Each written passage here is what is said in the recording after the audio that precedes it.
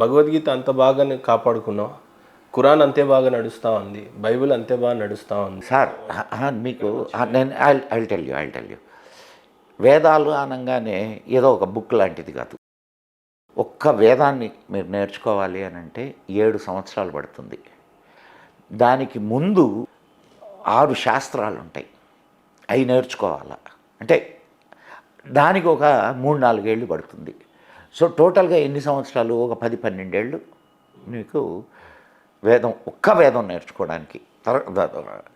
And వేదంలో నువ్వు ఏ యాంగిల్ని తీసుకుంటున్నావో ఆ యాంగిల్కి దాని మీద నువ్వు రీసెర్చ్ చేసుకుంటూ పోవడానికి ఇంకొంత సమయం పట్టుద్ది. ఇవన్నీ చేసి నన్ను ఎవడు బతికిస్తాడు సార్? నేను వేదం చదువుకున్నానయ్యా, నాకు రూపాయి అంటే ఇస్తారా మీరు? నేను మీకు ఎందుకు చెప్తున్నానంటే అదే వేదంలో ఎలా బతకాలని కూడా బతుకుతున్నారు కదా, బతుకుతున్నారు. ఇప్పుడు దాంట్లో అవి లేవనే ఉద్దేశంతో దాన్ని వదిలేశారు. కానీ దాంట్లో ఉన్న గొప్పతనాన్ని తెలుసుకొని దాన్ని అభ్యసిస్తున్నటువంటి వాళ్ళు ఉన్నారు ఈ రోజుకి. మీరు అట్లా ఏమనుకోకండి. ఇప్పుడు ప్రతి వేదము అంటే విద్య. చాలా సింపుల్ సార్.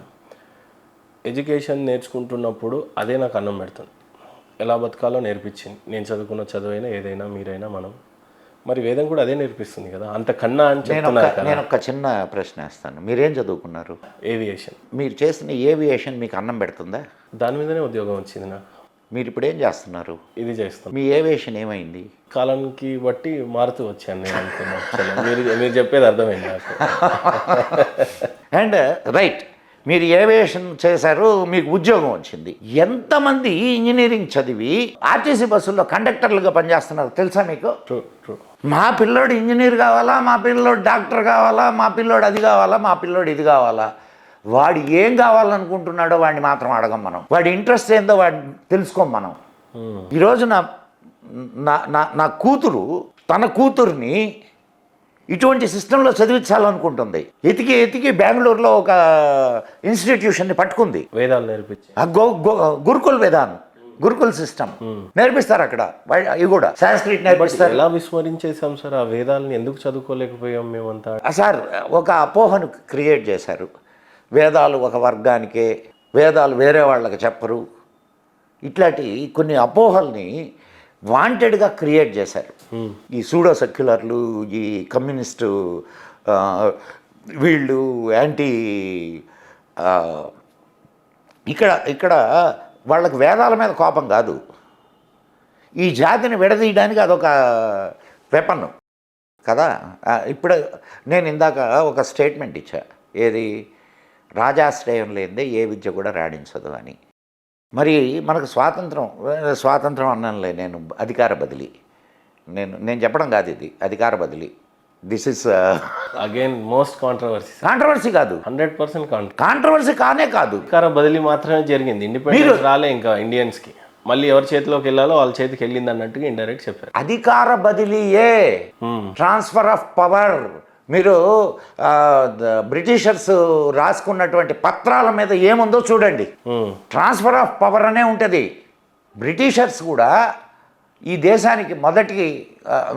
దేశానికి ప్రధానిగా ఒక భారతీయుల్లో బ్రిటిష్ వాడిని ఎన్నుకున్నారు. వాళ్ళు వచ్చిన తర్వాత ఈ దేశపు సంస్కృతి, ఈ దేశపు నాగరికత, ఈ దేశపు విద్య వాడికి అవసరం లే. ఉదాహరణకు మోడీ గారు ఈ రోజున కావాలంటున్నారు, అదే వైదిక పాఠశాలలు కావాలంటున్నారు. అవును సార్, 2014లోనే వచ్చింది భారతదేశానికి స్వాతంత్రం. నన్ను అడిగితే ఈ దేశానికి ఏం కావాలో స్పష్టంగా చెప్పారు అని అంటారు. ఆనాడు సంస్కృతానికి విలువ లేదు, సంస్కృతాన్ని మృత భాషగా తయారు చేశారు. అమృతమైన భాషని మృత భాషగా తయారు చేశారు.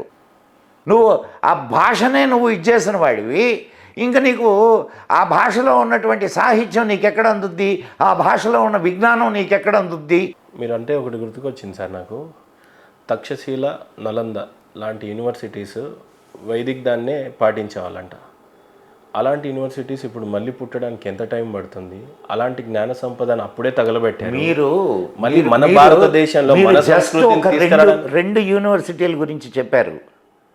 రెండే యూనివర్సిటీలు, నలంద, తక్షశిల.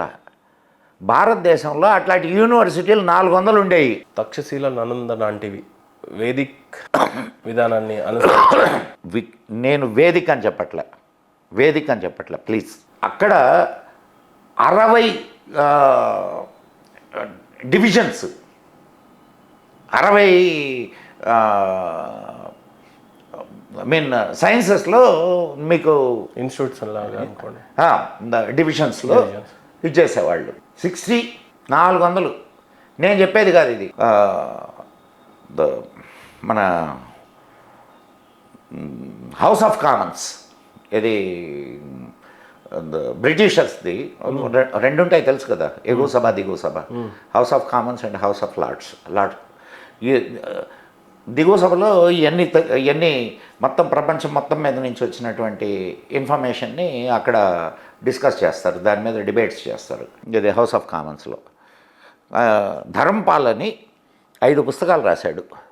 ఒక్కసారి మీకు అవకాశం ఉంటే ధర్మపాల్ వర్క్స్, ఆయన ఏం చేశారు, అది ఈ బయటకు రావు, వాళ్ళ లైబ్రరీలో ఉంటాయి. ఇది హౌస్ ఆఫ్ కామన్స్ లైబ్రరీ ఉంది, లైబ్రరీలో ఉంటాయి, నీకు బయటకు ఇవ్వరు. ఆ పుస్తకాన్ని ఫోటో తీసుకోవడానికి కూడా లేదు, కూర్చొని అక్కడ రాసుకోవాలా. ఈయన ధర్మపాల్ గారు గాంధీయన్, ఆయన ఉదయాన్నే వెళ్ళి అది మూసేంత వరకు కూర్చొని దాంట్లో ఇండియాకు సంబంధించినటువంటి విషయాలన్నింటినీ రాసుకొని వచ్చాడు చాలా వరకు. అది వాటిని 5 పుస్తకాలుగా వెలువరించారు. ఒక్కసారి చదవండి వాటిల్ని, మీకు తెలుస్తుంది. ఏది మీరు ఎప్పుడో ఇది కాదు, బ్రిటిషర్స్ ఈ దేశంలో పరిశీలించి ఈ దేశంలో ఉన్నటువంటి విశేషాలని నోట్ చేశారు. అవి ధర్మపాల్ మీకు 5 వాల్యూమ్స్. ఓకే, చదవండి ఒకసారి.